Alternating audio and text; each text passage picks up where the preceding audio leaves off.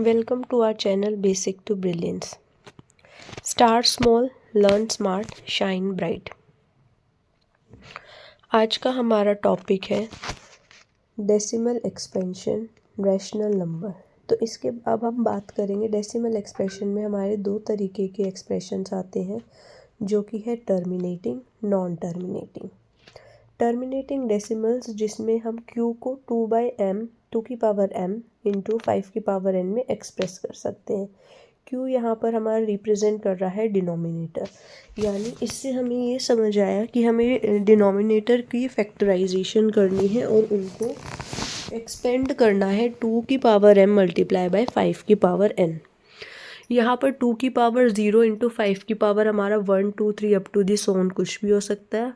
Similarly 2 की power 1 2 3 4 होकर 5 की पावर 0 भी हो सकता है, तो वो टर्मिनेटिंग डेसिमल कहलाएगा। और नॉन टर्मिनेटिंग में हमारा होता है रिकरिंग डेसिमल्स, यानी जब q को हम फैक्टराइज करेंगे और उसके फैक्टराइजेशन 2 और 5 के अलावा कोई आएगा तो वो नॉन टर्मिनेटिंग आया।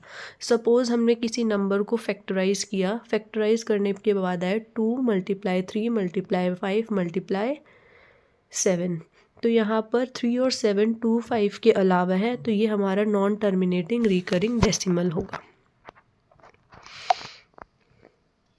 अब आपको समझाने के लिए मैंने यहाँ पर एक एग्जाम्पल लिया है टर्मिनेटिंग डेसिमल। टर्मिनेटिंग डेसिमल जैसे 0.4 है, यहाँ पर ये एंड हो गया है, यहाँ पर रिपीटेशन ऑफ नंबर नहीं है, यानी सिर्फ 0.4।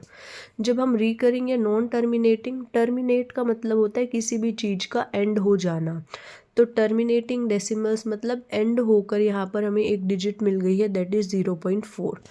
रिकरिंग डेसिमल्स, रिकरिंग का मतलब होता है किसी भी चीज़ का बार बार आना, दोहराना, रीअकर होना। तो 1/3 को जब हम डेसिमल फॉर्म में रिप्रेजेंट करते हैं तो 0.3333 up to the so on होता है, जिसको हम 0.3 और 3 के ऊपर बार रिप्रेजेंट करते हैं, यानी so many times, infinity.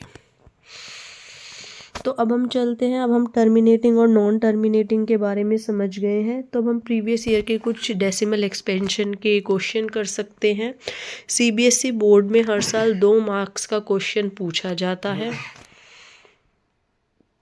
Next CBSE board में फर्स्ट क्वेश्चन आया find whether the decimal expansion of 13/125 is terminating। अब हमें ये बताना है कि 13/125 विदाउट डिवीजन क्या ये हमारा टर्मिनेटिंग है या नहीं है। तो अभी मैंने आपको पिछली स्लाइड में समझाया था कि हमें q को हमें एक्सपेंशन करना होगा फैक्टराइजेशन से। तो जब हम इसकी प्राइम फैक्टराइजेशन करेंगे, q यानी हमारा डिनोमिनेटर होता है, that is 125 in this question.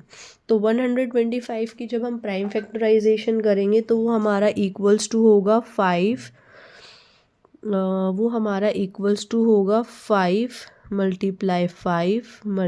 5 जो कि हमारे बराबर होगा 125। तो यहाँ पर हमें पता चला 5 की पावर 3 है, पर यहाँ कोई 2 की पावर नहीं है, तो क्या मैं लिख सकती हूँ 2 की पावर 0? तो यानी जो हमने पहले पढ़ा था 2 की power m is equals to 5 की पावर n, अगर हमें इस फॉर्मेट में कुछ दिखेगा तो वो हमारा टर्मिनेटिंग होगा। तो आप मैच कर सकते हैं, यहाँ m की पावर 0 जिस भी नंबर की पावर 0 होती है वो हमारा 1 के इक्वल, तो यानी ये 5 की पावर 3 बचेगा, और 5 की पावर 3 इज इक्वल्स टू 125। तो हम कह सकते हैं कि 13/125 यानी 13/125 इज़ अ टर्मिनेटिंग डेसिमल। अब हम देखते हैं दूसरा क्वेश्चन, उससे आपको थोड़ी और क्लैरिटी होगी। तो अभी हमने देखा कि y 13/25 इज़ टर्मिनेटिंग। कैसे पता चला 13/125 is terminating? Because the factorization is 125 is equals to 5 की power 3। So we can conclude that कि it's matched to our equation 2 की पावर m into 5 की power n, so it's a terminating। Now with अब हम चल रहे हैं अपने दूसरे क्वेश्चन की तरफ। तो सेकंड क्वेश्चन है फाइंड वेदर 17/150 इज टर्मिनेटिंग और नॉन टर्मिनेटिंग रिकरिंग। तो 150 हमारा नॉन टर्मिनेटिंग और रिकरिंग है, कैसे है आगे देखते हैं। पहले हमने क्या किया, ऑलवेज हमें क्या करना होता है, सबसे पहले हमें अपने डिनोमिनेटर को फुल्ली फैक्टराइज करना है। और ये फुल्ली फैक्टराइज हमारा कहाँ तक होना चाहिए, जब तक कि सारे नंबर हमारे क्या ना आ जाए, प्राइम ना आ जाए। आई होप आप सबको पता है प्राइम नंबर वो होते हैं जिनको डिवाइड या तो वो खुद से होंगे या 1 से होंगे, ठीक है। तो यहाँ पे जब हमने इसकी प्राइम फैक्टराइजेशन की तो क्या मिला हमें, जब हमने इसकी प्राइम फैक्टराइजेशन की तो हमें मिला 150 is equals to 2 into 3 into 5 की पावर 2। तो यहाँ हमने देखा यहाँ पे 2 की पावर 1, 5 की पावर 2 तो है अगर हमें ये टर्मिनेटिंग बताना तो होता तो, बट यहाँ पर ये जो 3 है, यहाँ पर ये जो 3 है ये हमारा एक्स्ट्रा है, ये 3।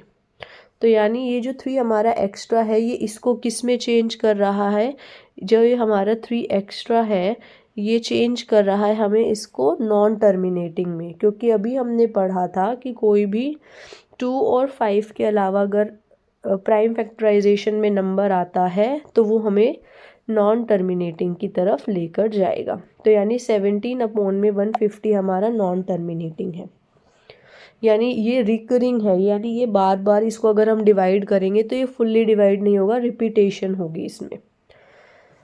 अब आपके लिए decimal expansion of rational number की बोर्ड एग्जाम कुछ टिप्स हैं। तो टिप्स है कि राइट हमें करना है conclusion in 1 line whether the decimal expression is terminating or non-terminating. No long calculation needed, just factorize the denominator and find out whether it is terminating or non-terminating. If it's terminating, then the factorization will be 2 की power m into 5 की power n. If it's non-terminating, the factorization is 2 की power n multiply 5 की power n and some other number. Now your homework question is find whether 23/125 will have a terminating or non-terminating repeating decimal. तो आपको बताना है कि 23/125 आपका terminating है या नॉन टर्मिनेटिंग रिपीटिंग डेसिमल है, आपको ये बताना है। तो ये जब आप सॉल्व करेंगे तो आप मैच कर सकते हैं, ये आपका आंसर आएगा टर्मिनेटिंग डेसिमल, टर्मिनेटिंग डेसिमल। तो आप अपना आंसर हमें कमेंट में कर सकते हैं, कोई क्वेश्चन है तो आप हमें कमेंट कर सकते हैं। Thank you for watching. Like, subscribe, follow Basic to Brilliance. Join us to level up from basic to brilliance. Thank you.